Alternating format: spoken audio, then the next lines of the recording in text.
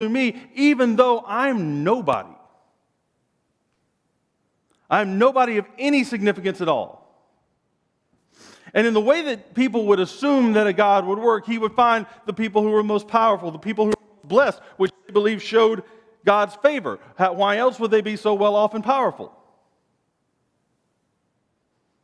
But in this very act, God shows that that's not quite the way things work.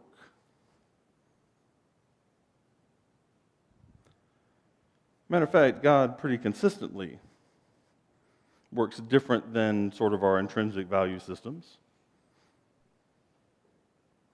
He finds a teenage girl of no significance by our standards, has her bear a child in circumstances that will always carry scandal. People will always question it. They'll always be able to doubt it.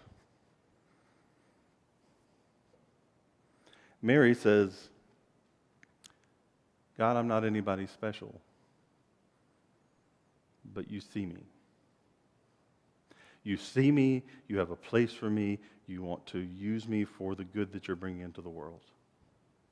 She recognizes even that aspect of it.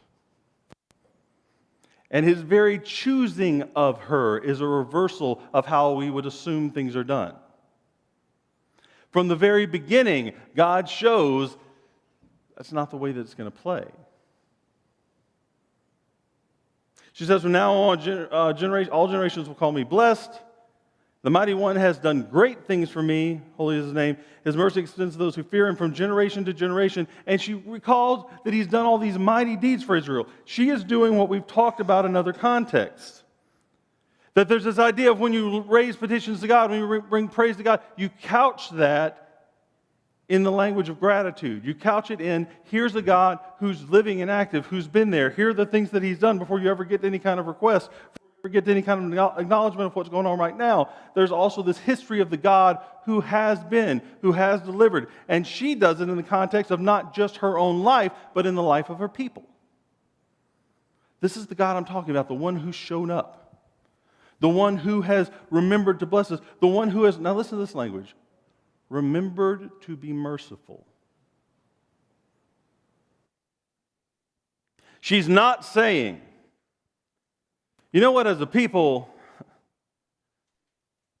we really are pretty great. God kind of is lucky to have us. You're welcome, big guy. That's not what she's saying. She's saying, God, a sign of your faithfulness is how you've remembered to be merciful to us, even though we continually let you down.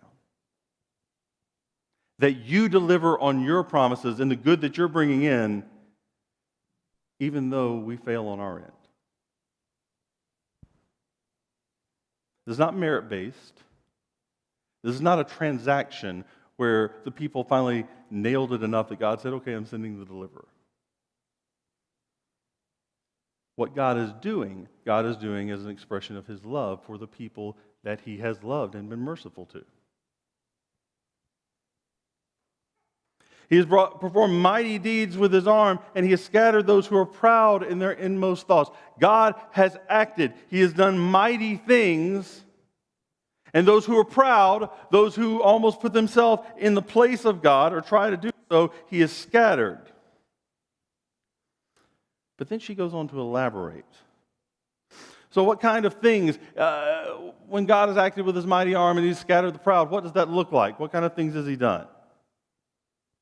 Verse 52, he has brought down the rulers from their thrones. See the language of reversal? He has brought down the rulers from their thrones, but he's lifted up the humble. The rich and powerful in their positions who use that to take advantage of people and step over people, the people who leverage that for their own gain, God has brought down from their thrones. But who does he lift up? The humble, a word that Mary's already used to refer to herself. She's not really changing meanings either, by the way. The people on the top of the way that society values things, well, God brings them down.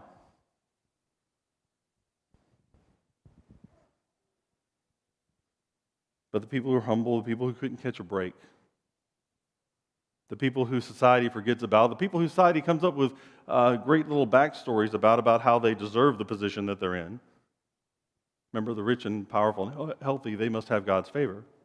Why else would they be rich and powerful and healthy? Despite how much of the Bible, including the entire book of Job, is written to tell you that's not the way things work. All Jesus' stuff that he says later about God does not show favoritism, he causes the rain to fall on the wicked and the good.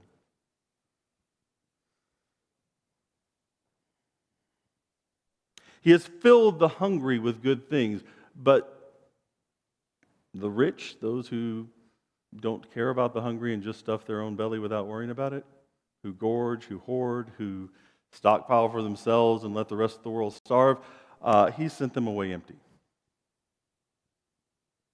because they missed the point of what God was doing.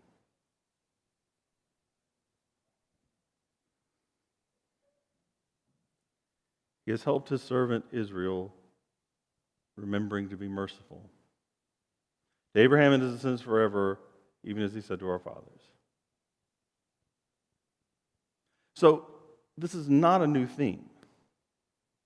Mary has a clear concept that the people of God are blessed to be a blessing to the world. And when they don't do that, when they do the opposite of that, when they see themselves as blessed because, well, we really are God's favorite and the rest of the world deserves what they get, she sees that as not being on board with what God's doing in the world. What God's doing in the world will disrupt how the world sees itself. What God's doing in the world will disrupt the value system that we're constantly seduced by, that we try to baptize and make Christian because we keep laying into the world's value system, just, with less cussing and a place to go on Sunday mornings.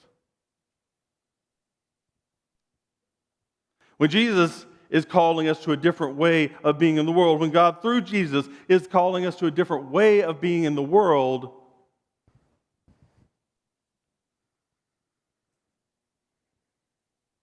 we are constantly assaulted by a temptation to reform that God in our own image. Here's the question that you have to ask yourself. If you want to take this seriously. When you look through what Mary believes that God is doing through her, Mary who's had conversations with angels about it, Mary who seems to be tapped in to what God's doing, Mary who, it's in the Bible, it's not said in a negative light, so Mary whose words are inspired by the Holy Spirit here. If the God that Mary's talking about does the things that Mary believes that he has promised through this child, if that's what he's bringing about, you have to ask yourself as a follower of Jesus, am I becoming the kind of person that would be happy about that? Or does the idea of God making good on these promises actually threaten me in my position?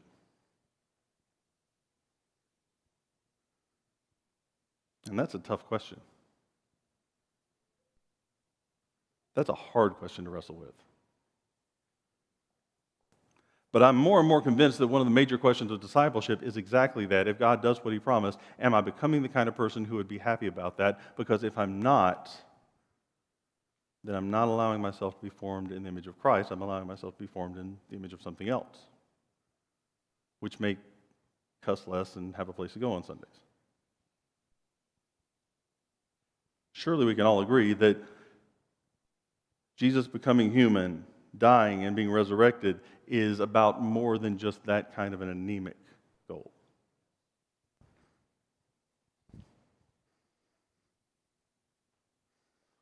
Blessed to be a blessing has always been the deal. When God said to make human beings in his image, to govern the rest of creation, that's blessed to be a blessing. When Abraham is called by God and God establishes a people, that's their gig. Blessed to be a blessing. I will bless you, and all nations of the world will be blessed through you. It's always been the deal. When Jesus calls people to follow him, it's always been the deal. You are blessed by God, and that is to be a blessing to the rest of the world, to participate with God in what God's doing and bringing things, in his kingdom breaking through, and bringing things into the harmony that God desires for the world that's been disrupted by sin and brokenness and darkness.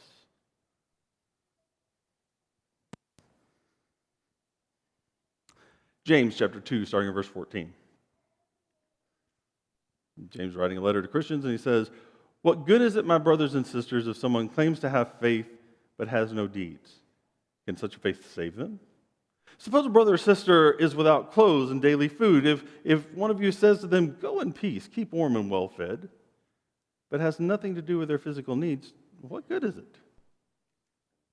In the same way, faith by itself, if it's not accompanied by action, is dead." So apparently there's this debate that they were wrestling with, and frankly, I still hear versions of it today, that said, okay, what saves you? Is it your faith or is it your deeds? And James hears this question, and he says, that doesn't make any sense.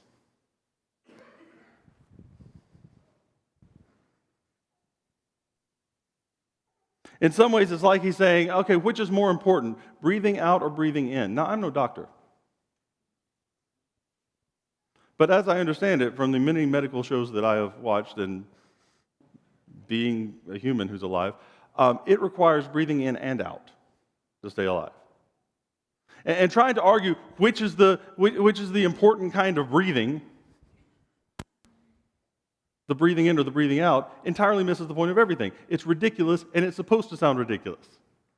James thinks this is just as ridiculous. It's like faith or deeds. It seems to me that while the two things aren't the same thing, one automatically brings about the other one. Like if you have faith, if you really have faith, if you are trusting God and His way of being in the world, if you're trusting that God's a God of His promises, if you're trusting that the story goes where God says it is, if you're trusting that Mary knows what she's talking about when she says what Jesus is doing. If you trust in that, well, the kind of person who really believed that stuff would take certain actions in the world that don't make any sense to somebody who doesn't believe it. Matter of fact, somebody who believes this, like really believes it, would be compelled to take action, because how could you not? If you believe this is reality, if you believe this is true, how could you not live in the world in accordance with the story that you believe? How could you not do with your time, action, and resources something that makes sense in that story if you believe that story?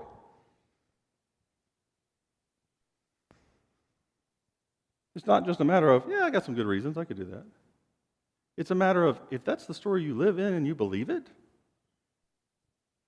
how could you not? How could you not talk about it? How could you not act like somebody who believed that? It's interesting because sociologists tell us that the actions that people take, they are in some ways based on their past, in some ways they're informed by their past.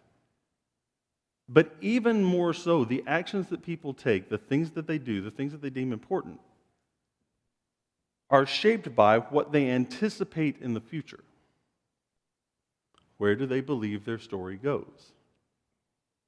Because you take actions in accordance with that. Are you shaped by your past? Sure. Yeah, absolutely. No question. But even more so, your actions appear to be formed by what you anticipate in the future, whether you're right or wrong. It doesn't matter. What you anticipate in the future, where you think the story goes, affects what you do. Which is one of the reasons. Soapbox, I'll just step on it for a second and I'll step back off. Which is one of the reasons that you probably shouldn't sign up for constant propaganda from any news source on 24-hour news networks, talk radio, because the way that they make their money is keeping you afraid and angry, because that's what keeps you turned in. I say that not as a theologian, I say that as somebody who actually studied both psychology and journalism in college, and it's just as clear as it can be.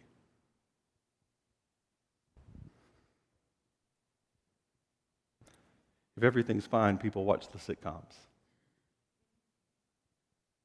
If everything is an emergency that requires an explosion graphic at the beginning, then you stay locked in, and that makes the money from advertisers.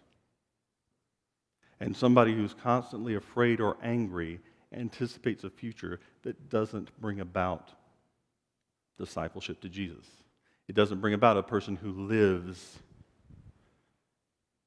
who embodies grace and forgiveness and hope. Remember, multiple times the New Testament tells you, you're people who are called to hope. That's not optional. So if you're just sliding in, any kind of devotional activity, Bible reading, Christian fellowship, or whatever, whenever you have a chance, but you're making sure you have that constant stream of panic, don't be surprised when spiritual formation is difficult or doesn't seem to form you into the image of Jesus. Because you've signed up for other formation. And it's doing exactly what theologians, psychologists, sociologists would predict. I mean, it's just as straight a line as it can be.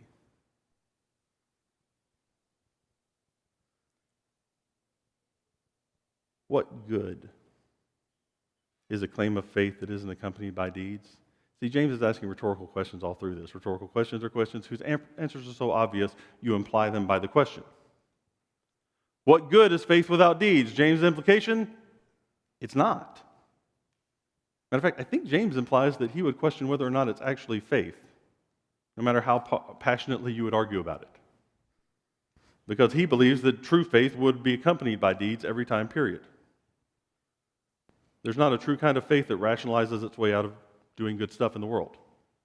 Well, sure, I'm a jerk who mistreats people, but I believe. Do you, though? Well, sure, in a perfect world it would be like that, but this world's really scary, but I believe.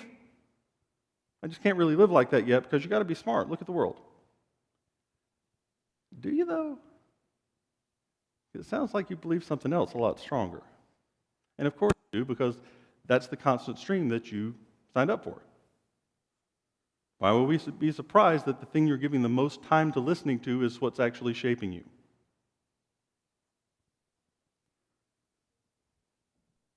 What good is a claim of faith that doesn't accompany deeds? Well, James implies it's no good at all. He's not even sure it's faith. What good is it to say, go in peace, keep warm and well fed, to someone without food and clothing if you don't do anything about it? Rhetorical question. It doesn't do any good. Matter of fact, you've seen scenes in movies like this, where there's a person in need, and then somebody walks by who's very well off, and they say something sort of pompous and condescending and patronizing, like, oh, I wish you all the best. Go, be warm and well fed. And nobody's helped. It's this weird patting yourself on the back for not doing anything. What good is it? It's not any, no matter what you say. James says those two scenarios are the same, faith without works. Well, he makes the question of whether or not it's actually faith irrelevant because, okay, let's say you can argue it is faith. He goes, fine, it's faith, but it's dead. Congratulations, you convinced me. Sure, that's faith, but it's dead. So what difference does that make?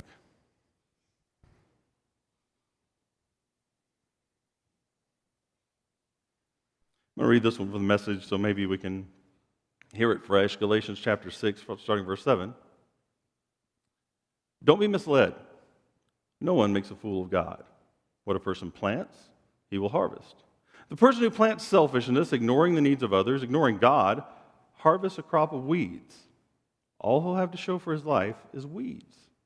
But the one who plants in response to God, letting God's Spirit do the growth work in him, harvests a crop of real eternal life. Real life, eternal life. So let's not allow ourselves to get fatigued in doing good. At the right time, we will harvest a good crop if we don't give up or quit. Right now, therefore, every time we get the chance, let us work for the benefit of all, starting with the people close to us in the community of faith.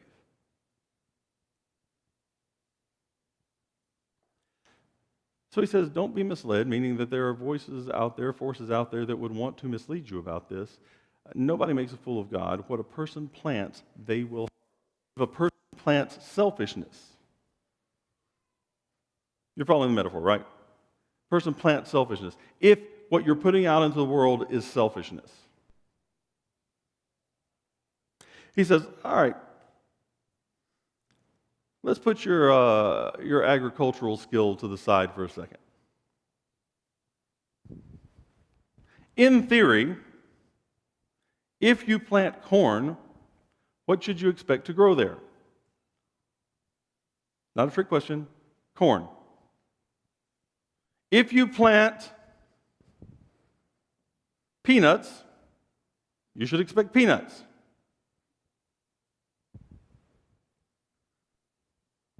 If you plant squash, you should expect squash. You should also expect these bugs that come and eat the squash.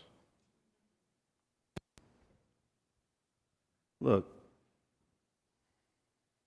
if you plant selfishness, if you put selfishness in the world, if you're ruled by selfishness, if you live your life by selfishness, even if you go somewhere on Sunday mornings and cuss less, you shouldn't be surprised when selfishness is what grows.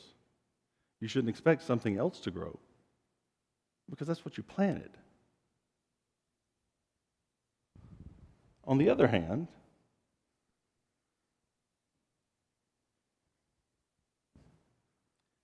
if you plant goodness, if you plant seeds of the kingdom of God, if you plant goodness in the world, then you should expect goodness to grow, because of course. More goodness begets more goodness. This is so simple, I almost feel stupid saying it, but we do these weird justifications in our head where we decide that selfishness is actually good. We come up with bizarre arguments about how being selfish is somehow virtuous. Let me be clear, biblically it is not. There's no gray area on it. That's the wrong road. I'm not saying compelling arguments can't be made, I'm saying they're wrong, compelling though they may be.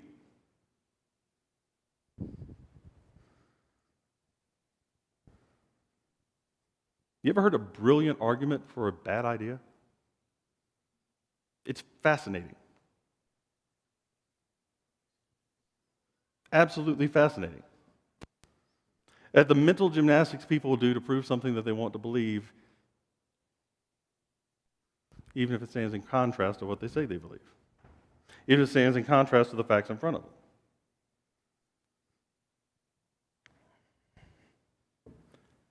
We've entered into a season of giving. That's what we talk about. We talk about giving gifts at Christmas. We talk about, there's a lot more stuff about being charitable. We talk about being charitable a lot more. Chloe's middle school does a thing where the classes take, the Operation Christmas Child kids, and she's all into that. And even the schools are pushing it, state organizations are pushing it, and we talk about it. We're entering into a season of giving. The commercials on TV are shifting about giving gifts and that kind of thing. But there's a temptation to give in to letting it become a celebration of consumerism and selfishness. I still remember a few years ago, and they pulled the ad campaign because apparently I wasn't the only one disturbed by it, but there was this credit card ad campaign, and they showed like this beautiful sunset scene. Started airing around Christmas. Beautiful sunset scene, and there are all this family playing together and like a dog. And a voiceover, this very soothing woman's voice comes over and it says, "We're a nation of consumers, and there's nothing wrong with that." That was a spot-on impersonation, by the way. And I remember being like, I expected it to be a joke. I thought it was like maybe a Saturday Night Live skit that had slid in there, but it was not. They were serious. Again, it got pulled, so it flagged for somebody else too. But that was the sentiment, and they believed that they could put that out there, and everybody would go, "Well, yeah, let's go get credit cards." Why should we be limited to the money that we, have?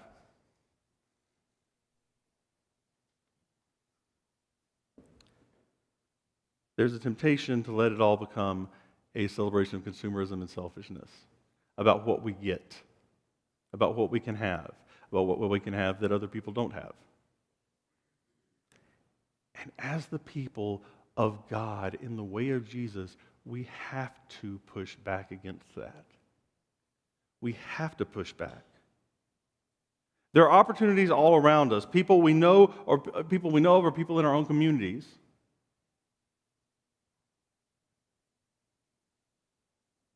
There are ways to help. You run across it all the time. And does that involve some wisdom? Yeah, it involves some wisdom. You got to figure out what's the best way to help and what the best way you're equipped to help. Absolutely. Apply some wisdom. Treat it like it's not just something that you're throwing some money at to make yourself feel better about yourself. That's missing the point too. Yeah, you should apply wisdom and figure out the best ways to help in a particular situation. But let me be super, super clear. If you're going to be the people of God who live in a way that reflects that you trust God rather than money, then one of the ways that you're going to be in this world is generous and not selfish and miserly. That's not, I didn't say you're not a good steward. You should be a good steward of your money, but part of your understanding of what that means is you're blessed to be a blessing, and so you're constantly looking at ways to be generous because it doesn't make sense not to be if you follow the God most clearly seen in Jesus, who's characterized by grace and unconditional love.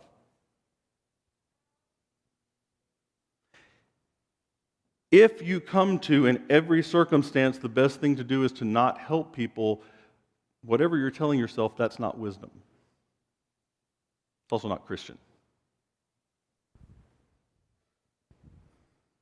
Absolutely apply wisdom. Figure out the best way that you are equipped to help people in the situation that you're in. Absolutely do that, but understand, just not helping, just not caring, is not an option.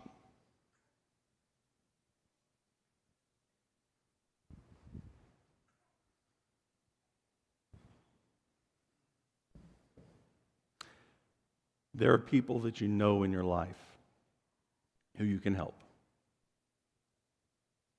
James says, what good is a person who just says nice religious words to people and wishes them well when you've got the resources to help? The implication is, it's not good. Whatever you label it, not good.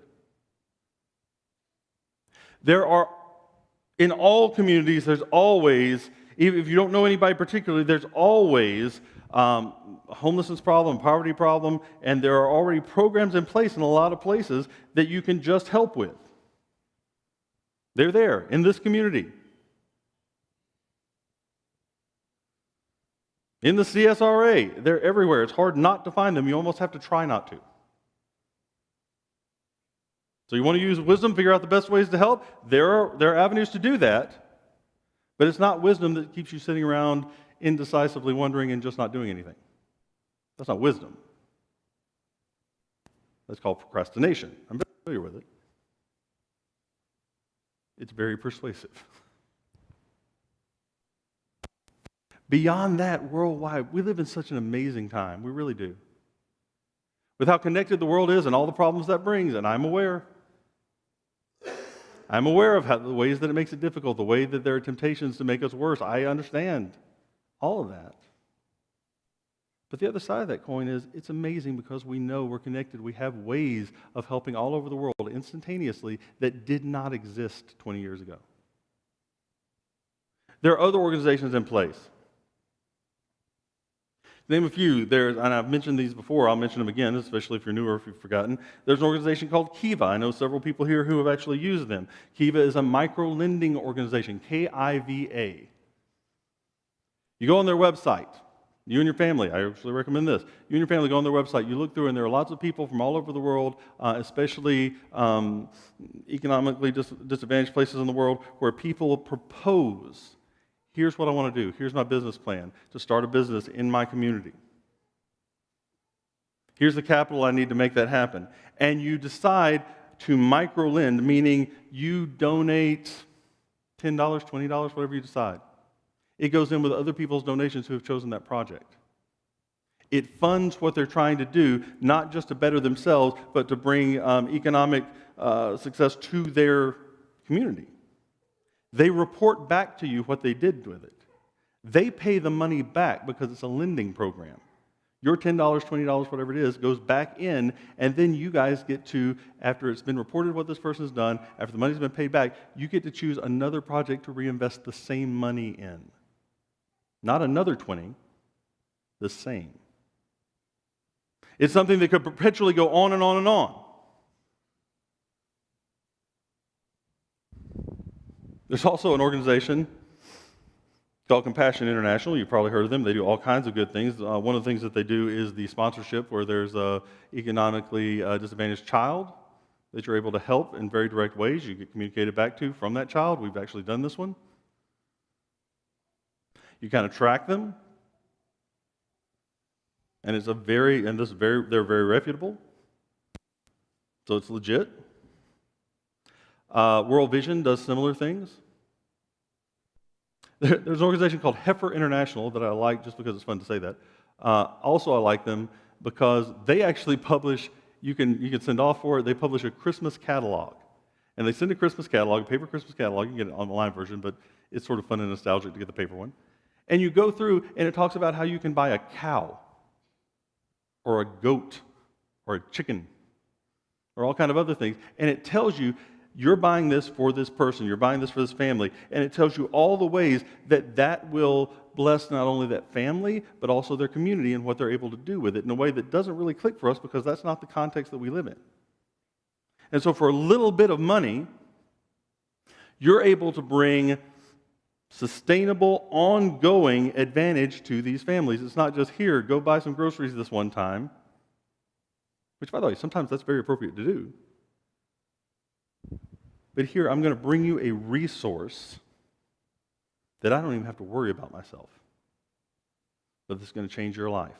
And your family can get together, you can look through, you can choose what to do to give to other people in the world. Think for a second at Christmas about all of the obligatory gifts, all the things that we give. And look, I'm not opposed to giving gifts. But just think about your kids and the major toys that you've given them that you saved up for, and a year later, how often do they not even know where that toy is, or if it's broken, or could they even tell you what you gave? Over the past few years, we've shifted to doing experience-based things where our gift is we go and do things together. The family does. And then we also find some way to be charitable as a family to select things. And I'm going to tell you, there's no question we have better memories. My kids can tell you. They can tell you what we did. They can tell you why it mattered. We asked them on occasion while they were growing up, hey, do you guys want to go back and do things the other way? And we were serious. I mean, I want to, but we were serious. Always no. Always, I like the way we do this. Always, here's the things I remember we did. I want to keep doing that. Dana, a few years ago, had an idea.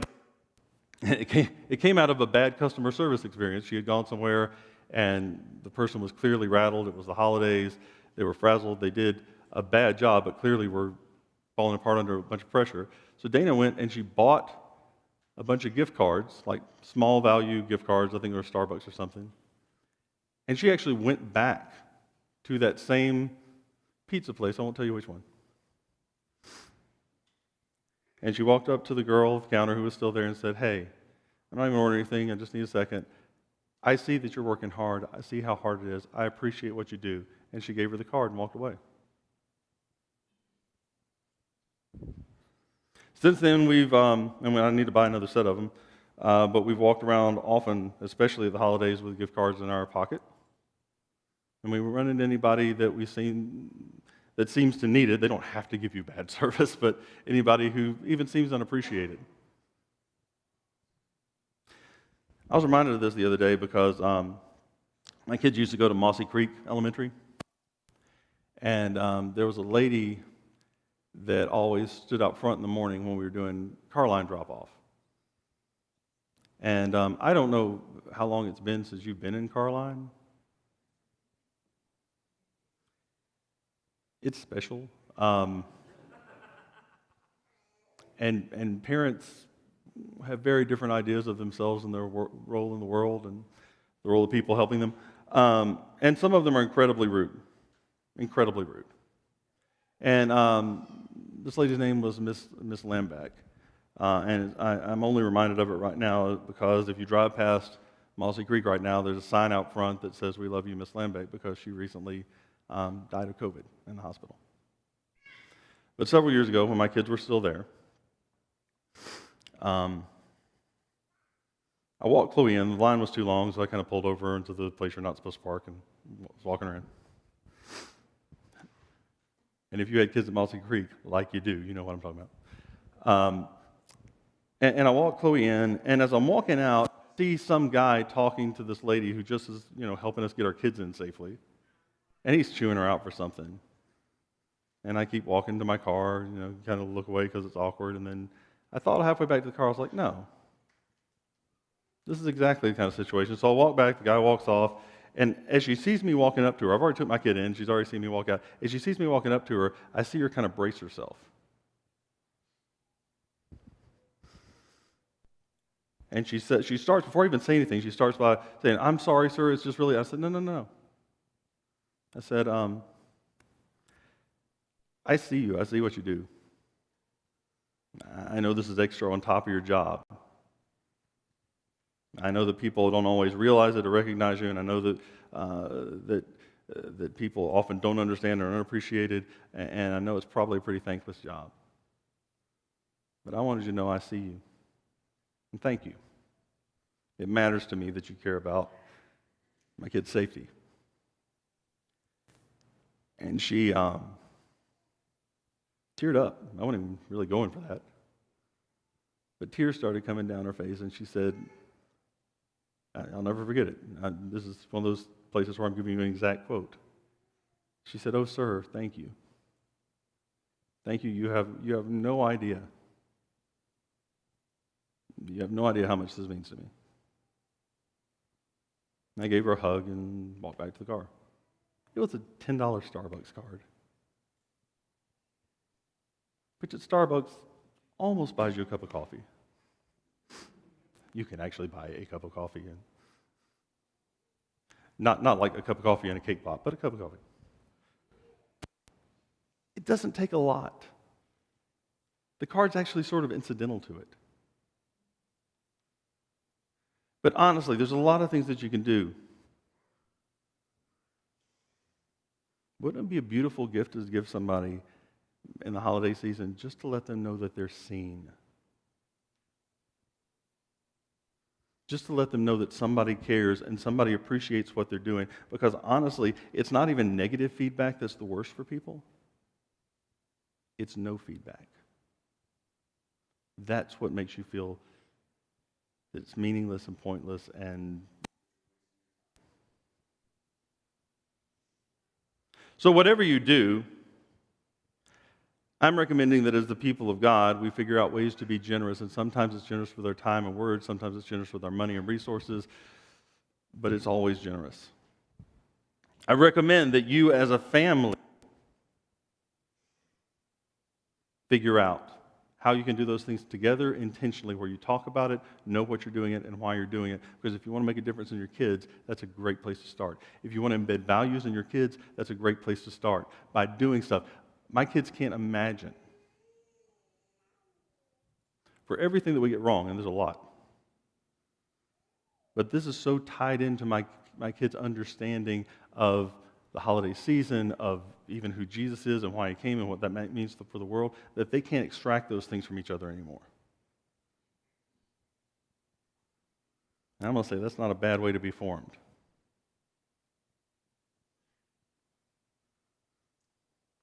The church is supposed to be quite literally the opposite of a terrorist organization. We're supposed to be almost exactly the opposite of terrorists.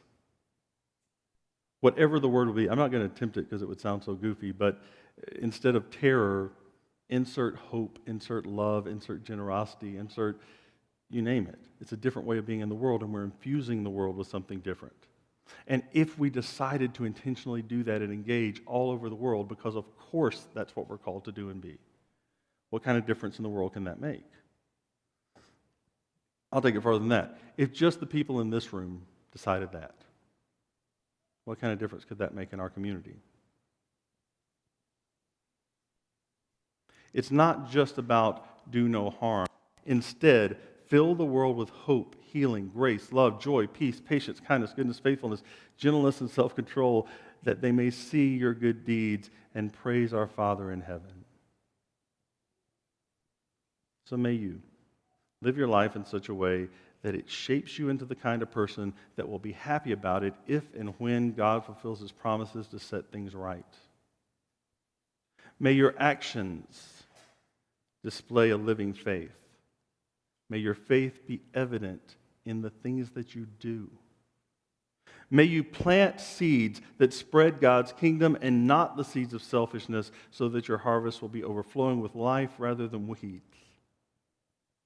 May you work for the common good of all, and may you not become fatigued in doing that good. And may the God of hope fill you with all joy and peace as you trust in him, so that you may overflow with hope by the power of the Holy Spirit. And the church said together, amen.